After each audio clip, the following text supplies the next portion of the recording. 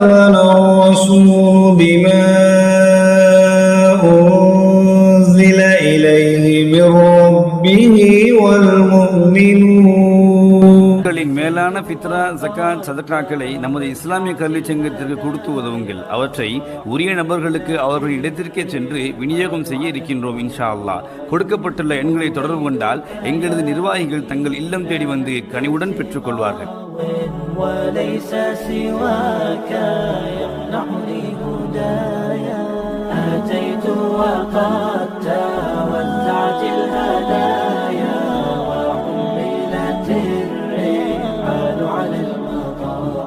அஸ்ஸலாமு அலைக்கும் வரஹ்மத்துல்லாஹி வபரகாத்து.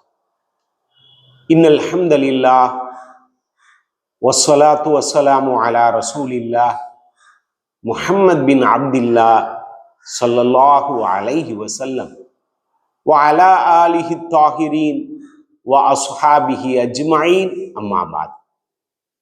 எல்லாம் அல்ல அல்லாஹு தஆலாவின் நல்லடியார்களே, சகோதரர்களே, என் அன்பின் தாய்மார்களே, இஸ்லாமிய கல்வி சங்கம் ஏற்பாடு செய்துள்ள இந்த சகர் நேர ஒளிபரப்பில் உங்களை சந்திப்பதில் பெருமகிழ்வடைகிறோம்.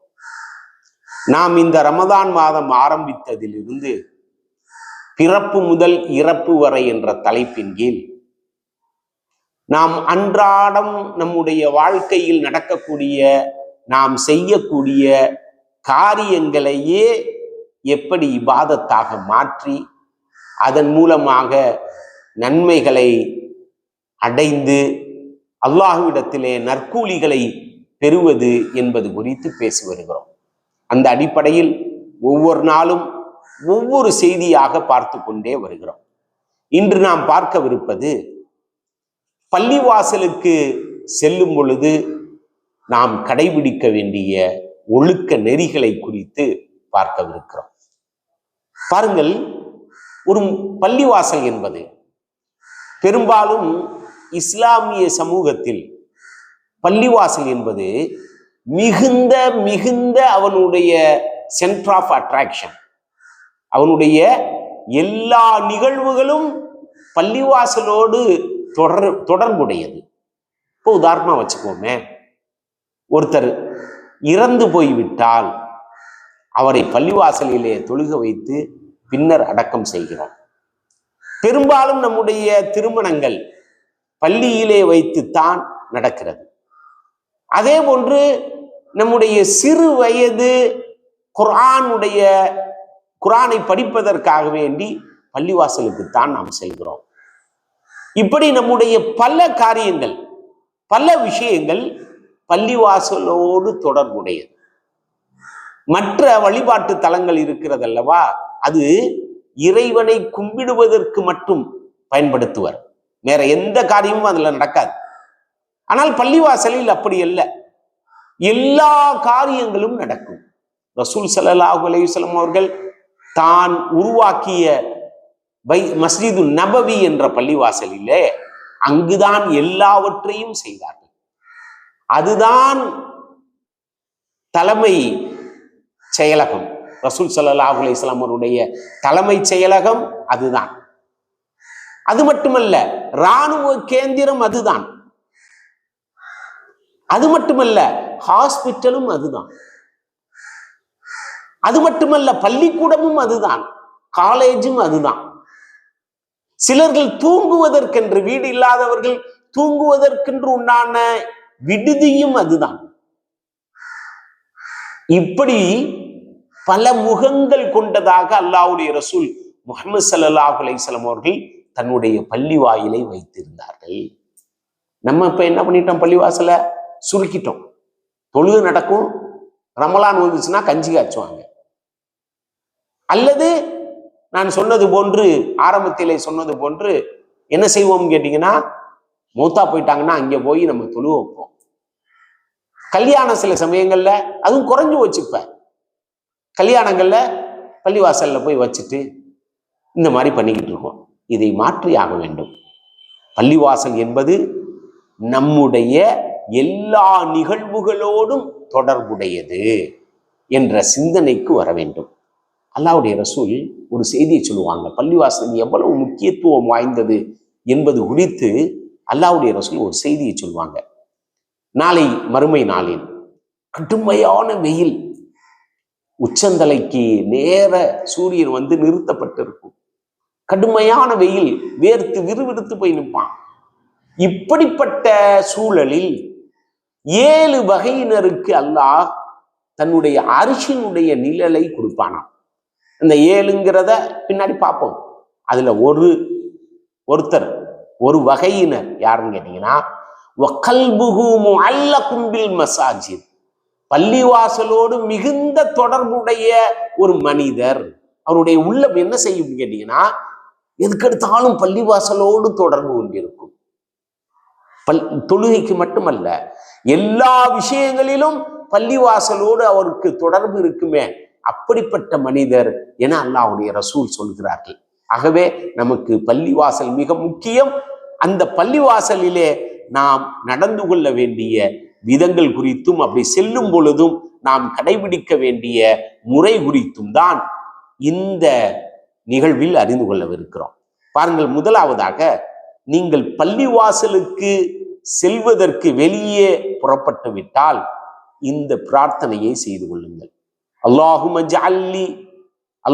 ஜஅல் ஃபீ கல்பி நூரா வஃபீ லிசானி நூரா வஜஅல் ஃபீ சம்இ நூரா வஜஅல் ஃபீ பஸரி நூரா வஜஅல் மின் கல்ஃபி நூரா வமின் அமாமி நூரா வஜஅல் மின் ஃபௌகி நூரா வமின் தஹ்தி நூரா அல்லாஹும்ம அத்னி நூரா என்ற பிரார்த்தனையை செய்து கொள்ளுங்கள். இது முஸ்லிமுடைய 763வது செய்தியாக நீங்கள் பார்ப்பீர்கள். அடுத்து பாருங்கள், நீங்கள் அல்லாஹ்வுடைய ரசூல் சொல்றாங்க, ஒளிவை பெரும்பாலும் வீட்டிலே செய்யுங்கள்.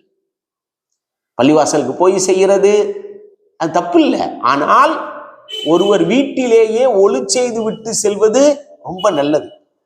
அல்லாஹ்வுடைய ரசூல் சொல்றாங்க, மன் தவத்தஅ சும்ம ஹரஜ யுரீது ஸலாத்த, ஒளி செய்து விட்டு தொழுவதற்காக வேண்டி ஒருவர் பள்ளிக்கு சென்றால் ஃபஹுவ ஃபீ ஸலாத், அப்படி செல்லும் பொழுதே அவர் தொழுகையில் இருக்கிறார்.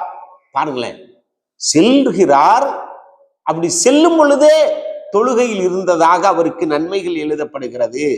எதுவரை? ஹத்தா எர்ஜிஅ இலா பைத்திஹி, அவர் தன்னுடைய வீட்டுக்கு திரும்பும் வரை தொழுகையிலேயே இருக்கிறார். தொழுகிறது ஒண்ணு, அந்த தொழுகைக்கு போறது வர்றதும் இருக்கு பத்தியலா, அதுவே தொழுகையில் இருப்பதாக கருதப்படும், இபாதத்தாக கருதப்பட்டு அதற்கும் உங்களுக்கு கூலி கிடைக்கும். ஆகவே என்ன சொல்றாங்க பாருங்களேன், ஃபலா தகூலு ஹாக்கதா, அந்த பேச்சு இந்த பேச்சு வெட்டி பேச்சு, அவனை பத்தி புறம் பேசுறது இவனை பத்தி புறம் பேசுறது, இதெல்லாம் விட்டுருங்க என்று அல்லாஹ்வுடைய ரசூல் முஹம்மது ஸல்லல்லாஹு அலைஹி வஸல்லம் அவர்கள் சொன்ன செய்தி தாரமியிலே பதிவு செய்யப்பட்டுள்ளது. அடுத்து பாருங்கள், பள்ளிவாசலுக்கு போகும் பொழுது கெட்ட வாடையுடன் வெள்ளைப்பூண்டு வெங்காயம் போன்ற பொருளை பச்சையாக தின்னுவிட்டு பள்ளிவாசலுக்கு போகக்கூடாது. அது மாதிரி நம்முடைய உடம்பிலே கெட்ட வாடைகள் இருக்குமானால் அவைகளை எல்லாம் அகற்றி விட்டுத்தான் பள்ளிவாசலுக்கு சொல்ல வேண்டும். அல்லாஹ்வுடைய ரசூல் சொல்றாங்க, யார் பூண்டையோ அல்லது வெங்காயத்தையோ பச்சையாக தின்னுவிட்டு நம்முடைய பள்ளிவாசலுக்கு வர வேண்டாம். அப்படி செய்தவர் தன்னுடைய வீட்டிலே தொழுது கொள்ளட்டும் என அல்லாஹ்வுடைய ரசூல் முஹம்மது ஸல்லல்லாஹு அலைஹி வஸல்லம் அவர்கள் சொல்வார்கள். அதுபோன்று கெட்ட வாடைகள், நம்முடைய உடம்புல கெட்ட வாடை இல்லாம பார்த்துக்கணும். சுத்தமா இருக்கிறத இஸ்லாம் பேண சொல்லுகிறது. அதனாலதான் 5 வேளையும் ஒருத்தன் என்ன சுத்தமா இருந்துட்டான்னு வச்சுங்களேன், அவன் எப்படி அசிங்கமானவனாக கருதப்படுவான்? ஏனெனில் மலக்குமார்கள் அவங்க என்ன பண்ணுவாங்கன்னா, இந்த மாதிரி கெட்ட வாடைகளை நுகருவதை வெறுப்பார்கள். பிற மனிதர்கள் எப்படி கெட்ட வாடைகளை நுகர்வதை வெறுப்பானோ அதே போன்று மலக்குமார்களும் வெறுப்பார்கள் என அல்லாஹ்வுடைய ரசூல் முஹம்மது ஸல்லல்லாஹு அலைஹி வஸல்லம் அவர்கள் சொல்கிற செய்தியை நாம் பார்க்க முடியும். அதுபோன்று நீங்கள் பள்ளிவாசலுக்கு வந்தால் அமைதியாக வாருங்கள். பள்ளிவாசலுக்கு வந்தால் அமைதியாக வாருங்கள், அவசரப்பட்டு ஓடி வராதீர்கள், அமைதியாக வாருங்கள். எந்த ரக்காத் உங்களுக்கு கிடைக்கிறதோ அந்த ரக்காத்திலே சேர்ந்து கொள்ளுங்கள், பின்னர் எடுத்து தொழுது கொள்ளுங்கள் என்று அல்லாஹுடைய ரசூல் முஹம்மது ஸல்லல்லாஹு அலைஹி வஸல்லம் அவர்கள் நமக்கு கற்றுத் தந்திருக்கிறார்கள். அது மட்டுமின்றி ஒரு மனிதர் அல்லாஹுடைய ரசூல் முஹம்மது ஸல்லல்லாஹு அலைஹி வஸல்லம் அவர்களுடைய சமூகத்தில் வந்தார். அவரு ரசூல் ஸல்லல்லாஹு அலைஹி வஸல்லம் அவர்கள் மிம்பரிலே நின்று வெள்ளிக்கிழமை உரை நிகழ்த்தி கொண்டிருந்தார்கள். பள்ளிவாசலுக்கு போனோம், நம்ம என்ன செய்யணும்னா 2 ரக்காத்து தொழுதுடணும். பள்ளிவாசல் உள்ளுக்குள்ள நுழைஞ்சோன்னு என்ன பண்ணிடணும், 2 ரக்காத் தொழுதுடணும். அல்லாஹ்வுடைய ரசூல் கேட்டாங்க அந்த மனிதர்கிட்ட, நீ 2 ரக்காத் தொழுதுட்டியா அப்படின்னு கேட்டாங்க. இல்லைன்னு சொன்னாரு. அப்ப அல்லாஹ்வுடைய ரசூல் முஹம்மது ஸல்லல்லாஹு அலைஹி வஸல்லம் அவர்கள் சொன்னார்கள், கும் எந்திரி ஃபர்கா ரக்காத்தைன், 2 ரக்காத்து தொழு என அல்லாஹ்வுடைய ரசூல் முஹம்மது ஸல்லல்லாஹு அலைஹி வஸல்லம் அவர்கள் எச்சரித்திருக்கிற செய்தியை நாம் பார்க்கிறோம். ஆகவே இன்னும் சில செய்திகள் இருக்கிறது. பள்ளிவாசலிலே வைத்துக்கொண்டு வியாபாரம் பேசக்கூடாது. தொலைந்த ஒரு வஸ்துவை பள்ளிவாசலிலே வந்து தேடிக்கொண்டிருக்க கூடாது. இப்படி என்ன செய்ய வேண்டும், பேணுதல்களை பள்ளிவாசலிலே பேண வேண்டிய ஒழுக்கங்களை கடைபிடிக்க வேண்டும். இந்த நிகழ்ச்சியை உங்களுக்காக வழங்கியவர்கள் நம்ம ஊர் அட்டி நிறுவனத்தார், கீழக்கரை. வாஹிர் தாவானா அனில் அல்ஹம்துலில்லாஹி ரப்பில் ஆலமீன்.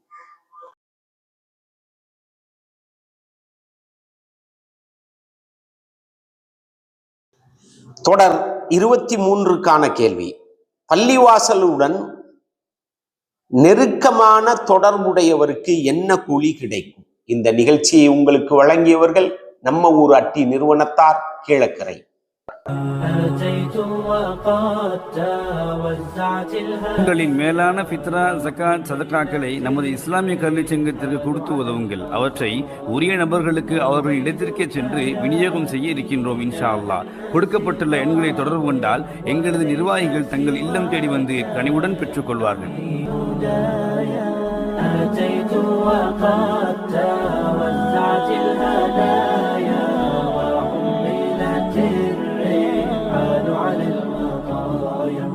عبيدك يا إله الناس غاو وليس سواك يمنعني هدايا.